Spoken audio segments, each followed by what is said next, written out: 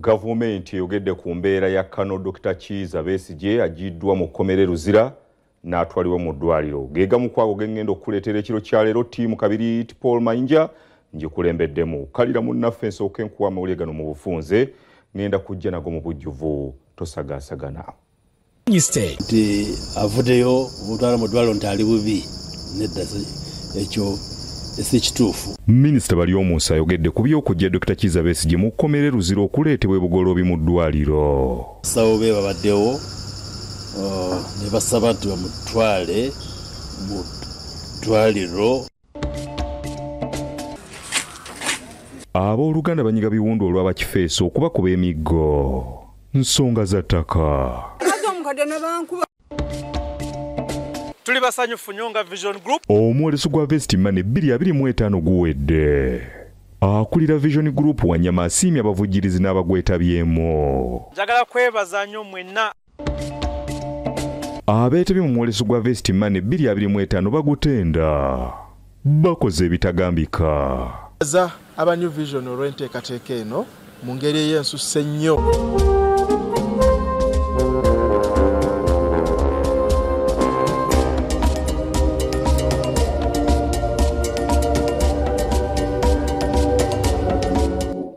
Tugasimbudde ne Minisita ow'ebyamawulire n'okulungamya eggwanga Dr. Chris Balyomunsi ayogedde ku mbeera ya Dr. Kizza Besigye ali mu kkomera Luzira. Ng'ayogerako ne bannamawulire n'agambye nti Dr. Kizza Besigye agiddwa mu kkomera Luzira okuleetebwa ebugoloobi ku kuwabulwa kw'abasawo be agibweko sampolo. Minisitiri w'amawulire ne tekinologiya Dr. Chris Balyomunsi ategeezezza nga bwagenze mu kkomera Luzira okulaba n'okukakasa embeera entuufu Dr. Kizza Besigye gy'alimu. Ategeezezza nga Besigye batali mu mbeera mbi wabula alina obukosefu nga butadde ku Besigye ogaana okulya. Mukyalira ate abaprisoners bazikiriza okubeera naye. Twabadde n'abasawo be personal doctors kati ali mu condition gyesobola kuyita nti stable.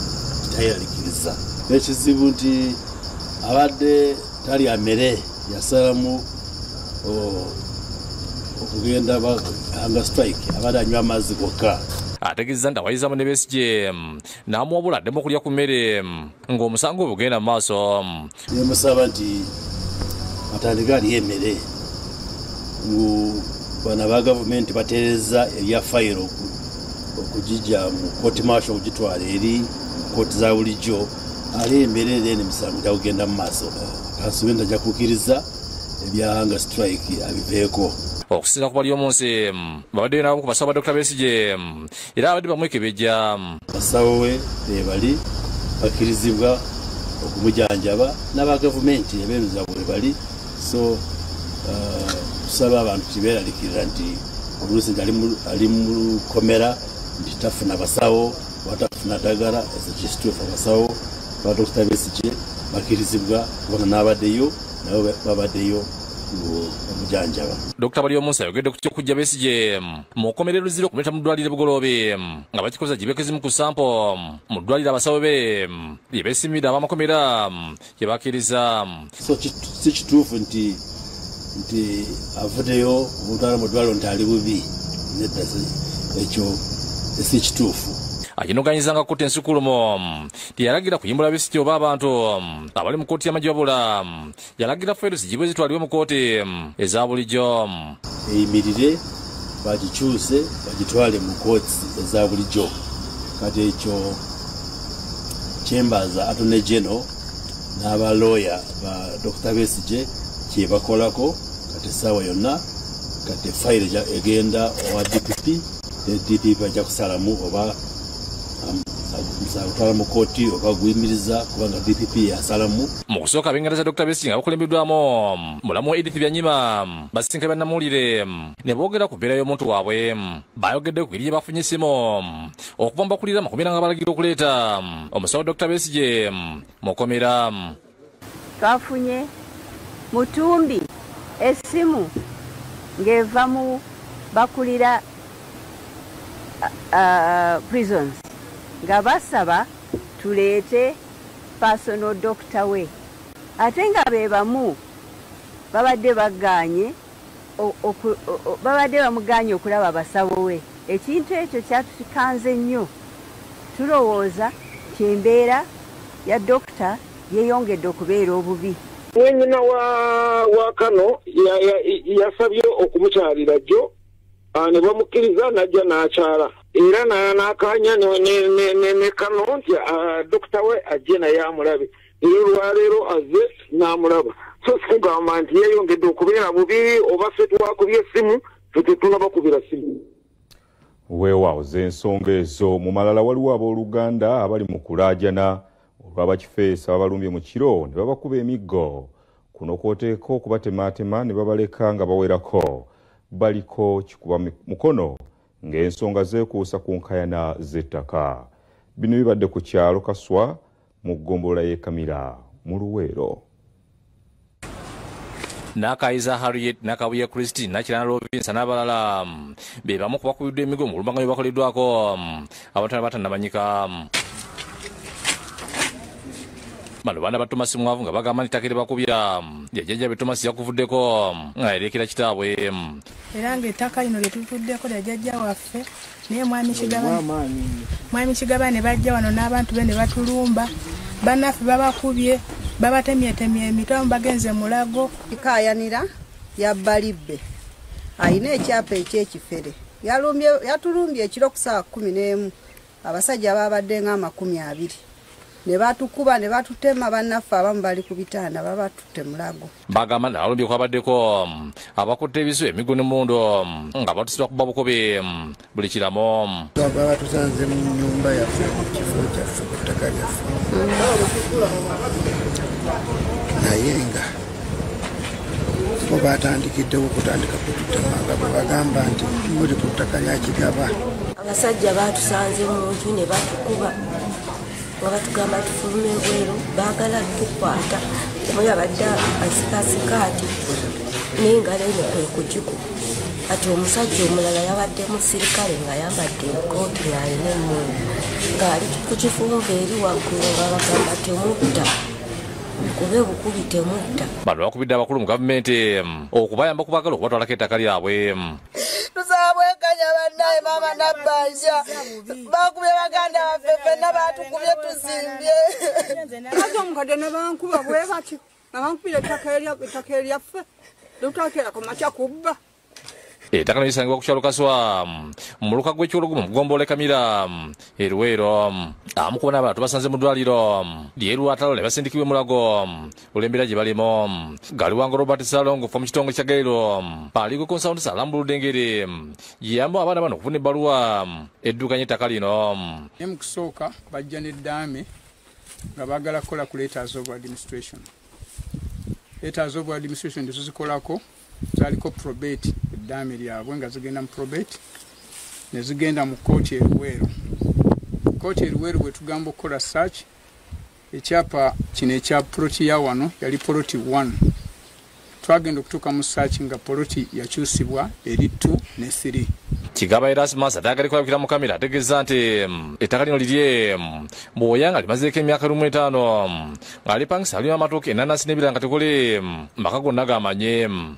Ettaka eryogerwako naligula kati mazeeko emyaka gisukka 25 nendipangisa kuliko abalima enanasi etooke n'okulundirako tekuliko maka ga muntu yenna era abo bempulira abagamba mbu bajjajjaabe tiwaliwo omuntu yenna abamanyi.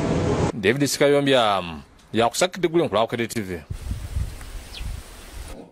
Omwoleso gw'ebyobulimi n'obulunzi ogwa Vest Money ogumaze ennaku 3 nga guyindira mu kisaawe Namboole gukomekerezeddwa aboolesi n'abazze okulambula ne basiima omutindo kwe gwategekeddwa. Kaakati akulira Vision Group Don Innocent Wanyama ono asiimye nnyo abavujjirizi aboolesezza n'abantu bonna abazze.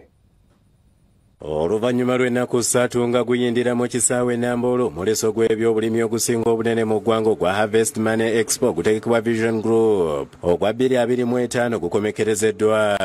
Aboolesi abakulembeddwamu Prudence Okunika, akulira Roma, abakamula ebyokunywa bya Bella, omu ku bagutaddemu ensimbi asiimye bonna abasobodde okugulambula. Ekiwa essuubi ng'abantu basobodde okwongera okutegeera ebyokunywa bye n'ebyobulimi okutwaliza awamu. Lulina ngamba bulira obulungi bwa Bella wine ne Bella juice naye kakati bwe bazze ne batestifyinga nga bwe ebayambye. Nsiima Vision Group nnyo mwebale nnyo bye mutukolera ne mutangaza ensi yonna nemanye kirungi Bella yaleeyo nga Subuga Ismail akulira Concfeed abatabula emmere y'enkoko ayogedde ku byenjawulo bye baleese mu nsiike ey'obulunzi bw'enkoko nga bazitandika zikyali nto era bongedde ebirungo mu ngeri gye basibamu eddagala lyabwe okwewala abafere. Concfeed International Limited nga bwe tugamba nti ffe tutandikira ddala ku kakoko nga wakakaleeta gye kavudde yonna. Emmere gye kasookerako okulya ebeera glucovit.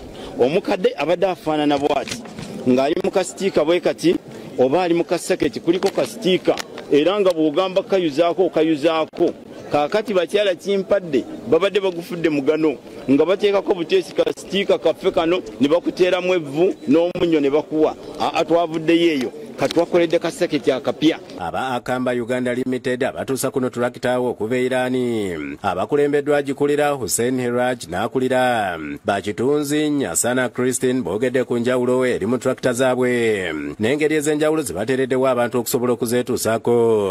Our strategy is very different compared to others. We bring in a tractor which is not electrical. It is a mechanical machine. So any Tom, Dick and Harry, any mechanic in the field, in the bush, let us put it that way, can repair this tractor.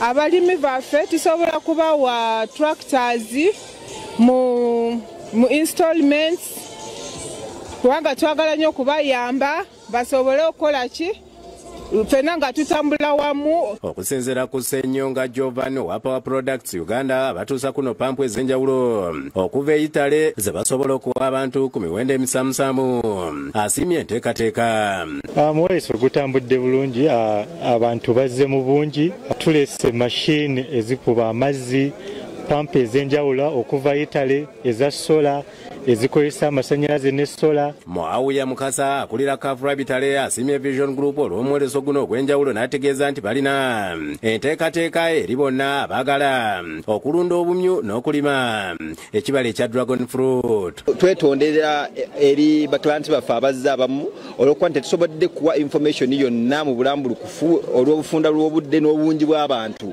Kale nabwe ekito ne tubasaba nti omwoleso nga guwedde tuba n'emisomo gyaffe ku faamu era omusomo gw'omwezi ogujja gw'ennaku z'omwezi nga 2. Judith Bakiria akulira Busaino Herbs and Fruits era omu ku baasooka okuwangula empaka z'omulimi asinga asiimye engeri enteekateeka eno eya Harvest Money gy'emuyambye okulaakulana mu byakola. Ffe abalimi abaasooka mu 2014 n'enfuna ekirabo ekyo okubeera best farmer era ne Netherlands nagenda okuva ku olwo ekintu kino nkifunyemu nnyo.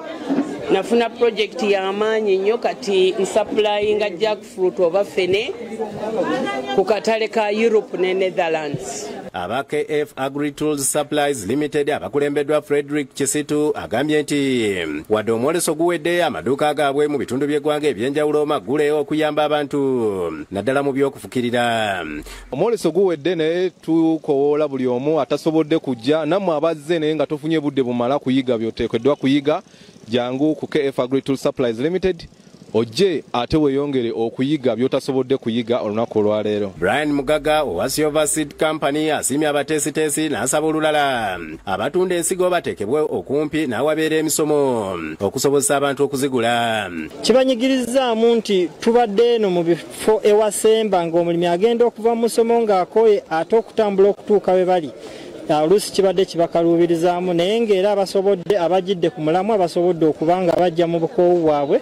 Tugenda kukoma wano mu mwoleso gwaffe ogwa Harvest Money Expo wabula buli district gy'olimu erimu omulimisa waffe agenda okuba nga akuyambako okweyongera okuba ng'otereza ennimiro yo n'ennimayo ku bwereere. Okusinziira ku Francis Baguma akulira ebyensimbi mu Kafika Feeds abatuusa kuno akalungo ka Cowdies atendereza omwoleso guno olw'abantu be basobodde okufuna era ayogedde ku byenjawulo bye balina mu mmere y'ebisolo. Nga tubagamba osobola okulabirira embizi mu myezi 5 n'oba ng'ofunye kilo wakati w'ekikumi n'ekikumi 20 naye ng'ate temuli masavu.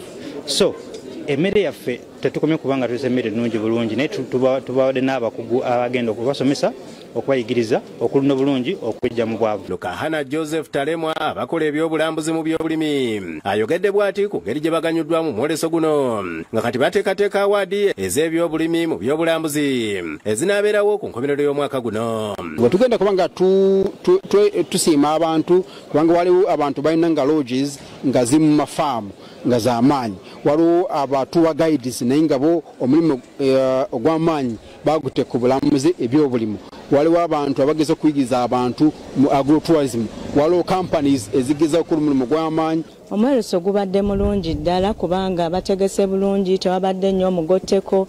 Ekibira twaffe kirungi nnyo tukifunye kubanga abantu beeyongedde era we shall contact them beeyongera okujja tubawe ssente kubanga we are the investment arm of governments. Sekubunga Rogers ayolezesa ebintu ebyenjawulo ebikolebwa mu butiko okuli omwenge, obuugi n'esumbuusa atendereza omwoleso guno olw'abantu basobodde okufuna. Omwoleso guno tugufunyeemu era gubadde mulungi nnyo. Tusobodde okwolesa, tusobodde okutunda, abantu baguze ebintu byaffe, so twongera okwebaza abantu mwenna abatuwagidde. Haji Hassan Katurebe ne Karisa Ezra nga nabo booleseza basimye Vision Group olw'engeri omwoleso guno gye gujjumbiddwa.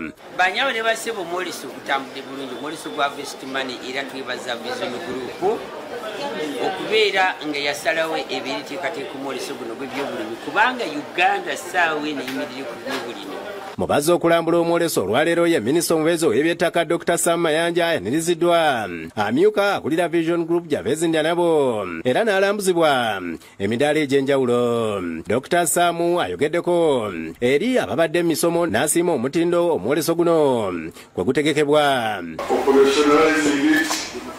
And then getting people come and learn and get better is not easy.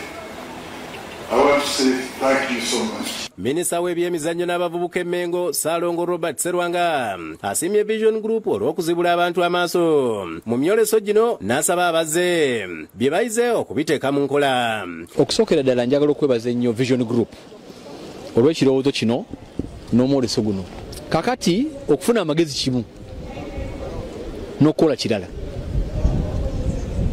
Sente tojja zifuna lwakujja mu expo olambule okole buli kimu, ojja kunyumirwa nnyo. Sente zijja lwekyo, sente zijja nga kyoyize okitadde mu nkola. Omwoleso guno nfunyemu ebintu bingi, nfunye okusomesebwa, amagezi bwe bugagga ddala obusingira ddala okuliisa amaaso.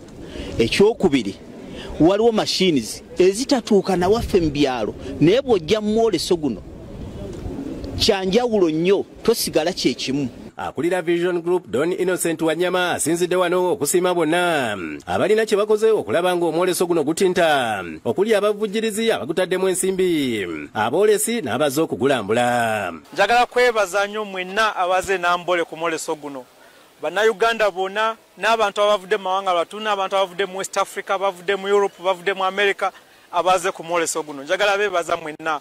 Guno omwoleso gubaddewo kubanga tubadde ne bannaffe abatukwatiddeko ba sponsors baffe. Njagala kosaaka kisakano okwebaza, tubadde ne exhibitors abasooka mu 2 ababadde wane Nambole. Mwenna njagala beebaza, mwebale nnyo, mwebale kujja, mwebale okulaga bannayuganda ne international community yonna kikye mukola ku value chain eya agriculture. Tubebaza nnyo. Njagala kwebaza amasomero agaleesa abaana kweno curriculum empya gye tuliko. Mukimanyi nti ebintu by'emikono, ebintu by'obulimi kati bye biriko. I'm sure amasomero mafunye mu value era tusuubira nti next expo tujja kulaba amasomero mangi nga muleeta abayizi baamwe wano. Nze Ismail Nsubuga nedamba ataddewo ku Lwabukedde TV. Tubeebaza mwenna ababadde ekitundu mu mwoleso guno, abooleseza na bonna abagwetabyemu n'omwaka ogujja mukyo musitukiranga mu bannaffe. Katukuwummuzeemu tugenda kudda n'ekitundu ekyokubiri mulimu gano. Linda ne bino mugatali batwale mu ddwaliro bakebere. Abooluganda banyiga biwundu olw'abakifeeso okubakuba emiggo nsonga za ttaka.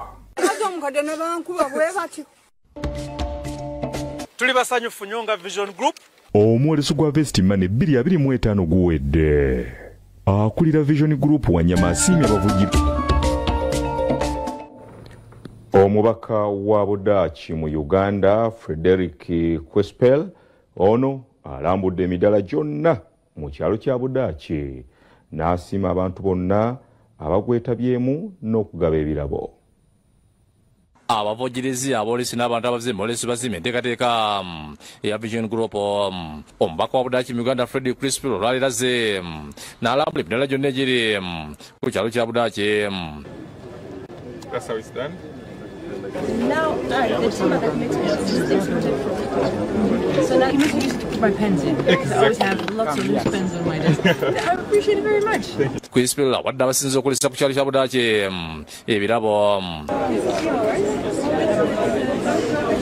Many congratulations to the winners, but everyone has done a great job. Thank you very much. Alazisanyo olw'omuliso guno gwabetalabangako ku Ssemazinga Africa. It also clearly shows the entrepreneurial spirit of Uganda, and I would love to see this grow and grow so that next year more and more farmers will be here to learn from one another, to share knowledge, and to learn how to become even better farmers. As I said, I love the entrepreneurial skills of Ugandans. I love how we are mixing our knowledge. Keep trying to improve, keep trying to add value and make use of this amazing country that has all the soil and the water and the perfect temperature to grow. So let this economy grow, add value, work hard and work together, and I'm sure that Uganda will thrive. Atakulira abakitunzi banyina insolutions Lawrence Kayuwa agamba nti omulesi gubadde mulungi era batuze tractor zonna zeboleseza discounts abantu bayeze embrace bulungi nnyo bawulidde waliyo discounts abantu bazze bagula ebintu era abasinga babookings abala bajja bikima ku office guno omwoleso gw'amaanyi era njagala nzijukiza abantu nga Harvest Money ekyaliwo mu Uganda fenga Engineering Solutions tugenda sigala tujiparticipating amu era nga tuli ba sponsors kuba ekintu kino kigatta ba key sector players abalimi n'abatunda ebyuma yakulira okulonyeza mu Uganda Development Corporation sala batemwa agamba kino kitongole kya government kiyama mu kusiga ensembe. We are ready to serve the public, the community, especially the farmers who want to create impact by adding value in what they produce. UDC, we are willing to partner with any company. As long as you are registered, you can come and work with us. Because we have been able to explain to people what we do, and the companies we have so far supported. We have supported Mutuma Commercial Agency, Bukona Agro-Processing Industry, Atiak Sugar.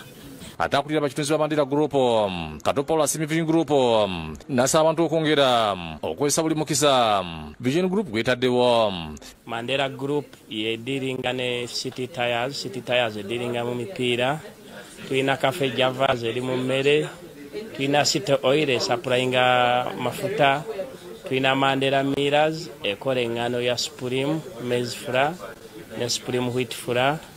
Tulina Citeretrid ezake emipiira enjora ku mipiira, ate tulina ne Top Mix eyo yenkokoto nga ntabule. Sekibalayiza kwatunga nutrition ne championship bakulira Kalunka Hendrix agamba omulesi gubadde mulungi era batunze buli kibaleese. Naye nga twongera obbakowoola n'obbategeeza nti obuweereza bwaffe tebukomye wano ku mwoleso. Tukyabaweereza eggwanga lyonna, okwetooloola eggwanga lyonna, amaduuka gaffe magule, byonna ebikwatagana ku Hendrix bannange mbakowoola. Okuyiga tekukoma, tuteeseteese emisomo mingi nnyo mu bitundu eby'eggwanga ebyenjawulo, mujje tuyige. Asiya abalimi n'abalonzi okugoberera amagezi ge babawadde. Aba New Vision olw'enteekateeka eno mu ngeri ey'ensusse nnyo ku lw'enteekateeka zino, era ndi sure buli mulunzi azze tazzeeyo kyekimu. Mulebi Sulaiman yakusakidde guno ku Lwabukedde TV. Abantu abazze mu mwoleso bagutenda olw'ebyo ebyenjawulo bye bagufunyeemo. Bajumbidde emisomo egiteekeddwa nga bano bafunye entandikwa ey'okulunda n'okulima n'ebintu ebyenjawulo. Abazze mu mwoleso basubye emisomo omuli okulunda ebyennyanja, okulunda enkoko, okulunda embizi n'okulima omuddo. Mu birala baddemu okulima emmwanyi, okulunda ente z'amata n'omusomo okukyusa endowooza guyite mindset change. So this person had land, and land was in a wetland, right? And there was water. So he approached us like, hey, nayiza kwera chiwano. So take away the river, abanimirawo muchere, can I do rice farming or ponds? I'm like, I advise to do ponds. Like, really? Then it's going to be an investment. So he had these people, we talked to them, he started clearing the land.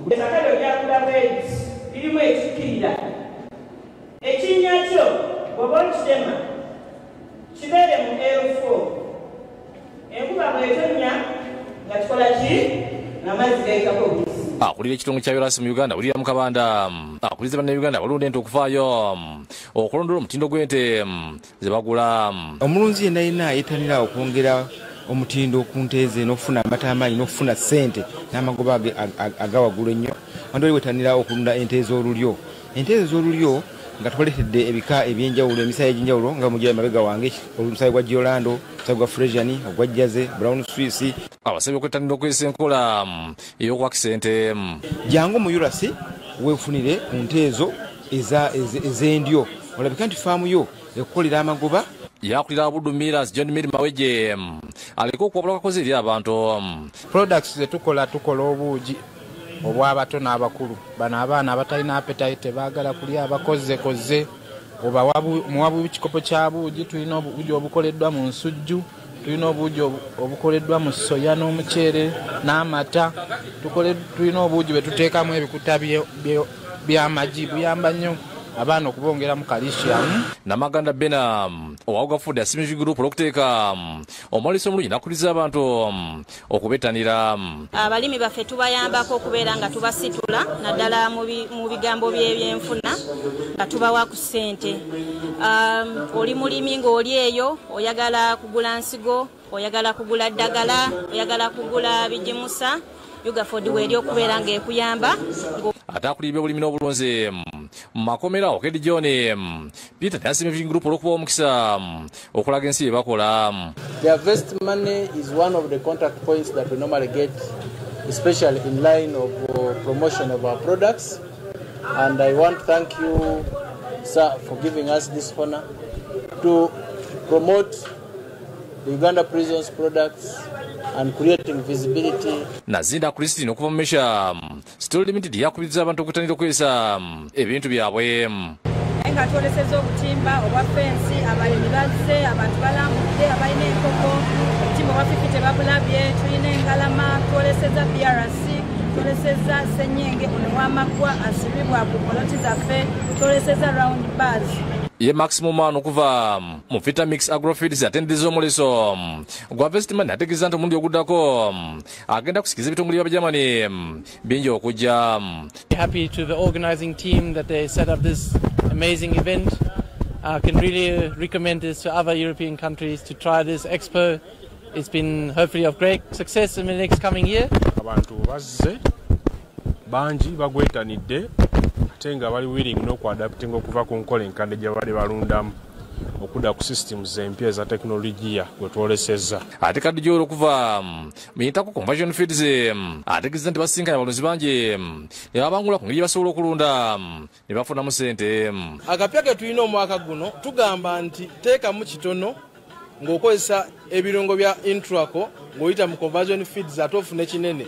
Tukugamba jangu wano mu Conversion Feeds tukuwe ekirungo kya Intraco ekinaakusobozesa okukuza enkoko yo maximum ekinene nnyo wiiki 4 n'ekitundu ojja kuba otunze ng'ate oli mu live weight 1.8 1.9 ku kilo 2 mu wiiki 4 bweziti enkoko ya bulero bere ng'ogijjeeyo.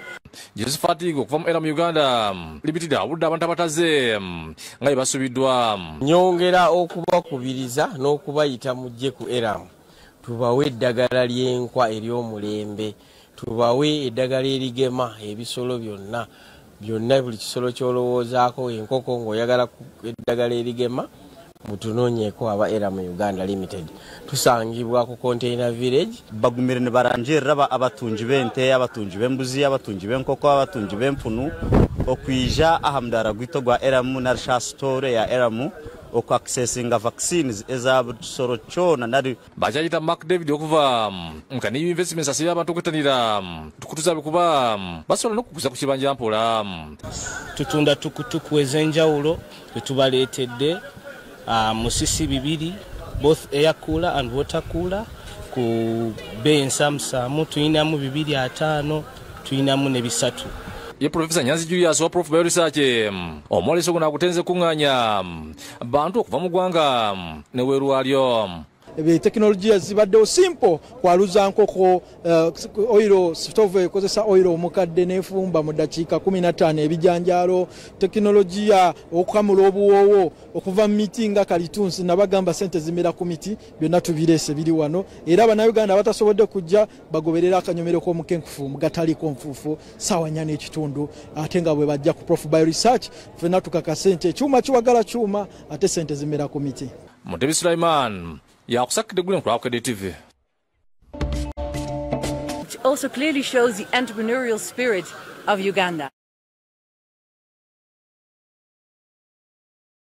Bakoze bitagambika.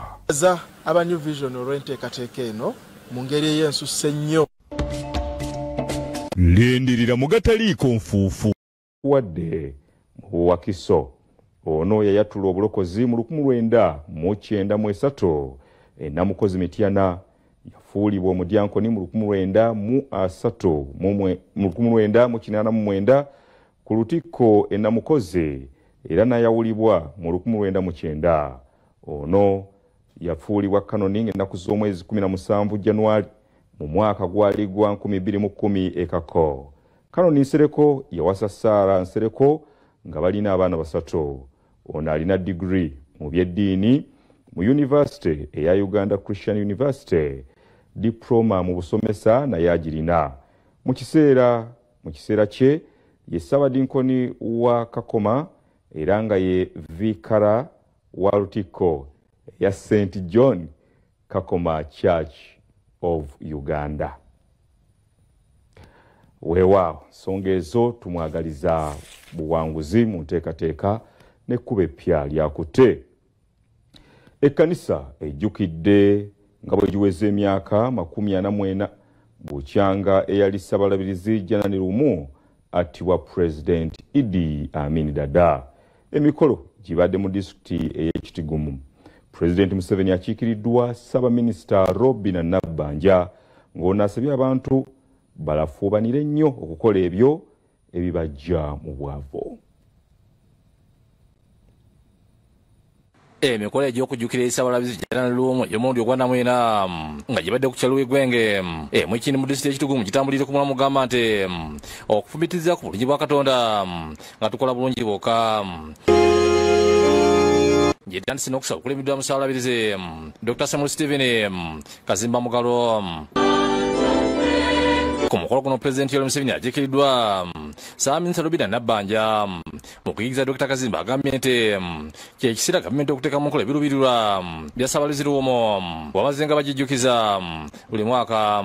We appreciate the government for gazetting this day, but also reminding each other that this man whom we are remembering was the 3rd Archbishop of Uganda. Let us keep what he valued.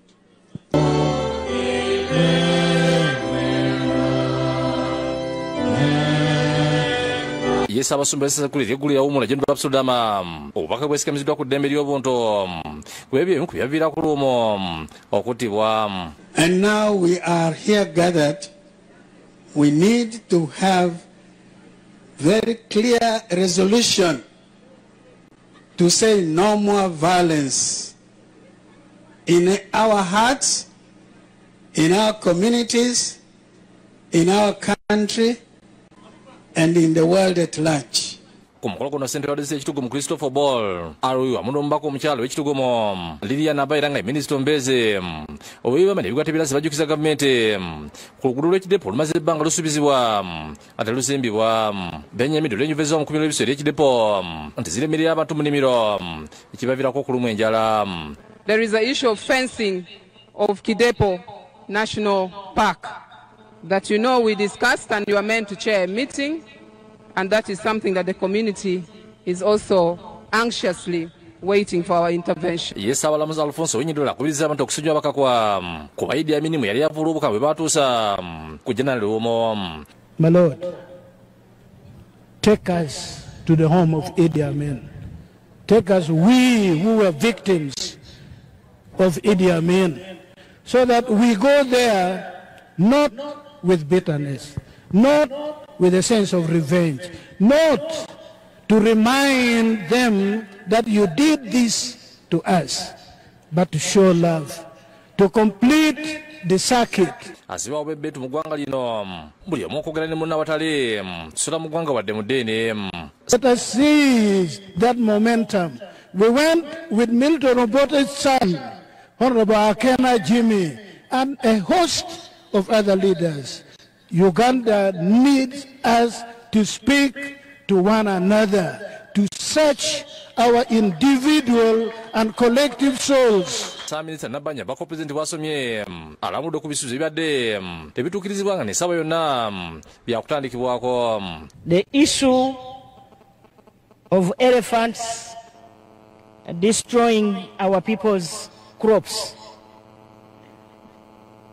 The Ministry of Tourism has been directed by the President to make sure that we provide as government the electric fence so that these animals are curtailed from destroying people's crops. Museveni nyindi ku bukambu bwatuusibwa ku ssabalabizi Lumuntu Kabonero akali kalaga nti gavumenti ya Idi Amin Dada yali yanakimalira era bakola butawera okugivuunika. It is against this background that I led the 27 patriotic Ugandans to liberate this country from the dictators.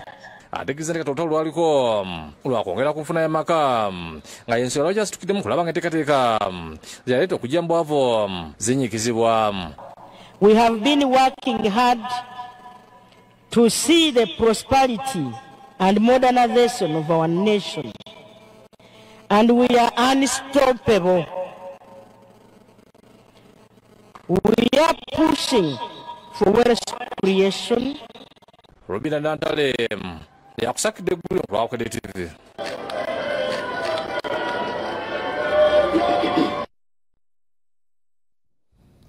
Ye omubaka wa Bukomansimbi North Ndiwala Nandagire akiguddeko abalonzi bwe bamugobaganyizza mu kuziika. Ono bamulanze gwa ambulensi y'eddwaliro erya Ndiwalana General Hospital okutomera omuntu kyokka nga bwe bamuwanjagira okubayambako ku bujjanjabi teyakikola. Ensasagene badde ku kyalo Mpaama mu tawuni kanso Kagologolo mu maka ga Ssalongo Mutagubya Francis ngono ekitaawe wa Kaweesi Godfrey abadde atemera mu gy'obukulu 21 kati omugenzi abadde omugoba wa bodaboda nga yatomera ku Lwakusatu wa wiiki ewedde. Akulira abagoba ba bodaboda Bukomansimbi Amatovu ategeeza abakungu bazi nti wadde munnaabwe yafudde ekisinga okubaluma kwe kuba nti ambulensi y'omubaka wa Bukomansimbi North mu Parliament Ndiwala Nandagire yamutomera nti ate ne batamuwa obuyambi bumala. Bakumire ngako esimu kusimira kakole emirundi 10 nga takwataki ekufuna omuntu n'akola esimu ya kisaawa n'amugambira namuddanwanze siteka sente mu bintu bya kisiru. Agamba bwe balaba embeera y'omuntu waabwe eyongera kwonooneka kwe kwekubakuba ne bamwongerayo mu ddwaliro ekkulu e Masaka kyokka eno tebaalagirwa okumwongerayo e Kampala nga wano baakubira omubaka Ndiwalana abakwasizeeko n'abawa emitwalo 4 nti naye yali anoonya ziddabiriza ambulensi ye. Yamugamba n'omwana omukazi munaku ate omwana we abadde amubeererawo yanziramu ebigambo bino naŋŋamba nze tonkaka kyenkola tebankaka. Abakungubazi babadde bakyawuniikiridde olw'ebyogerwa matovu. Ndiwala n'atuuka ng'atuukidde awabadde omulambo n'atuula wansi okwegatta ku b'eŋŋanda. Kyokka kino tekirobedde bakungubazi kumutabukira nga Sosi ne yeefuula Nampulira Zibi nabo ne beesala akajegere nga baagadde n'okumuyisaamu empi okutuusa lwe bamutaasizza ne bamuggyawo wakati mu kumuweereza ebisongovu.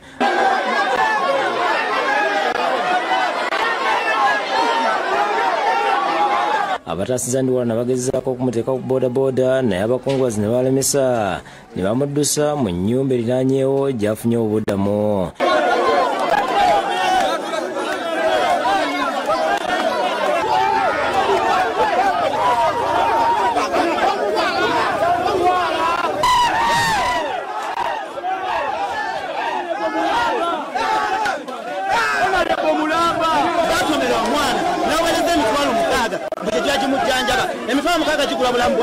Bano bakira boogera ebikaawo ng'omusa nga beewuunya engeri omubaka waabwe gyabayisizaamu. Alowoozaako nga ye n'atalowooza ku bulamu bwa muntu mulala. Abantu bakozeemu omulimu bajjanjabya omuntu waabwe paka kufa ate gwe ozunza obugomesi bw'ayagala kampe ayagala bululu. Akimanye nti abantu bwe baba bakulonze babeera bantu kati ye obulamu bwe bubadde bufa ku by'obugagga. Amyuka omubaka wa pulezidenti Bukomansimbi Ssaalongo Kalema Pakisa asabye bannabyabufuzi okubeeramu ak'obuntu n'okukwatagana amangu n'abalonzi bwe wabaawo ebitagenze bulungi. Singa tetubadde n'abasirikale bangi bali muleeya tubadde tetugenda basobola abantu bano oba oliawo twalibadde tusobola okusuulawo wano obulamu bw'omubaka wa paalamenti. Kale bw'oba wabaawo ensobi gy'okoze ku bakama abo ku balonzi yanguwa mangu okulaba nti okwatagana nabo. Nyina w'omugenzi wakati mu nnyiika ategeeza titamanyi kyakuzzaako. Vianney Kiyemba omuyambi w'omubaka Ndiwala asambaza ebyogeddwa ku mukama we n'ategeeza nti babadde wamu ne famire y'omugenzi nga n'ebikozesebwa mu lumbe ye yabibawadde.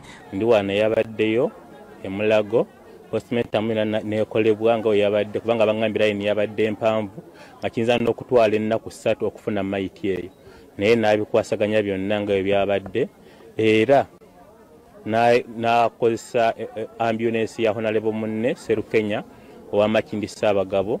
Ambulance eyo n'etambuza omulambo ogujja Kampala e Mulago mpaka waka.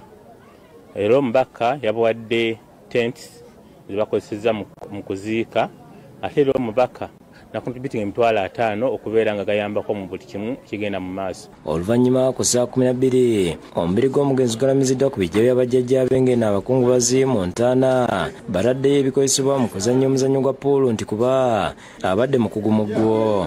Jacinta Bwanika yakusakidde gweno ku Lwabukedde TV. Omulamirembe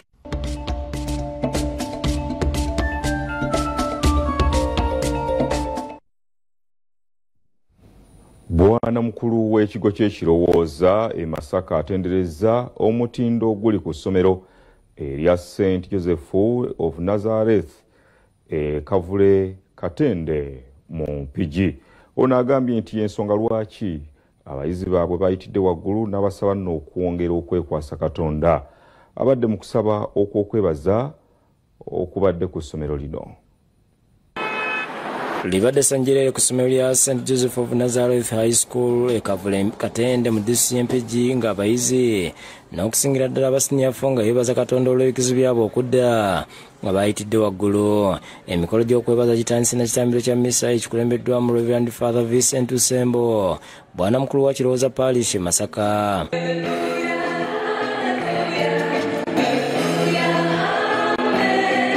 Babadde ayogerako eri abayizi abasomesa n'abazadde abeetabye mu kusaba kuno atendereza essomero lino olw'omusingi bwe liwadde abayizi ekibayamba okuyita obulungi.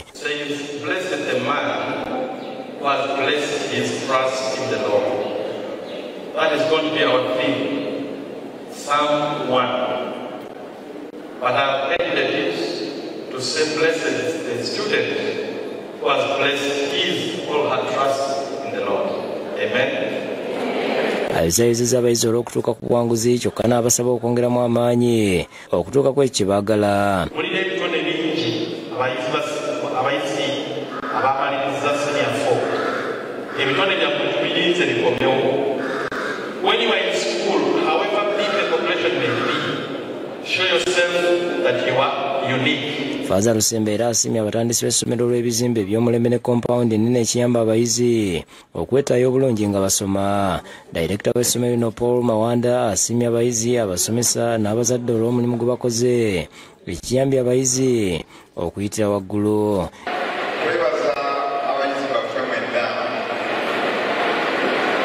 abasobodde okukola obulungi n'okumalisa ssennungi.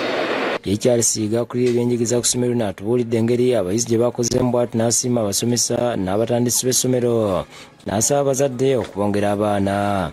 Era nga bwe mbadde nzija mbanyonnyola abayizi batuza 24 ku bayizi 24 twafunako abayizi 2 abalina 9As mu subjects 9 n'abayizi abalala bonna bakola ddala bulungi nnyo. Abayizi betwogeddeko n'abasiime Katonda yabasobozesezza okuyita obulungi. Well, I'm one of the candidates 2024 and I managed to get all A's in all subjects, that is 9 A's. I managed to get 8 A's and a B in one subject. I'm so grateful to my teachers, the whole staff and the school at large for being supportive.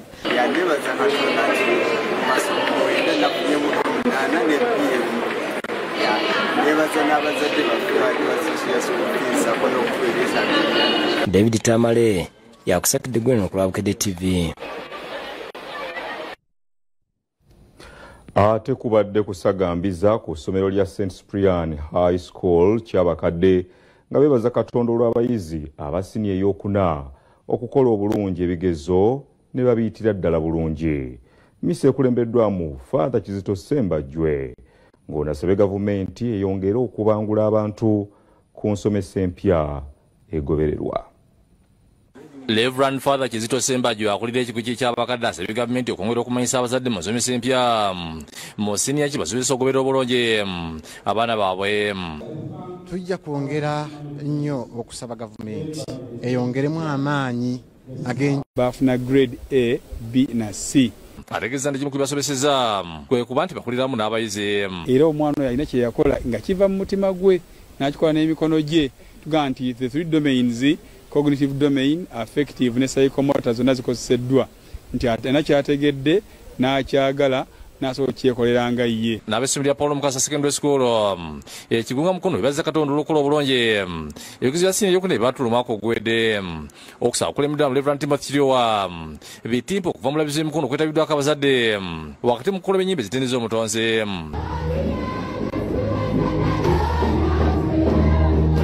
Reverend Bitimba mu kubuulira sseera abakkiriza okwebaza Katonda olw'ebyo abakulira mu bulamu bwabwe. Buli weesiga Katonda ate ng'omusaba akola ebyenjawulo. Kale Paul Mukasa ensigo eno gyetadde mu baana ate be tubatadde tulaba nga bize batambuliramu.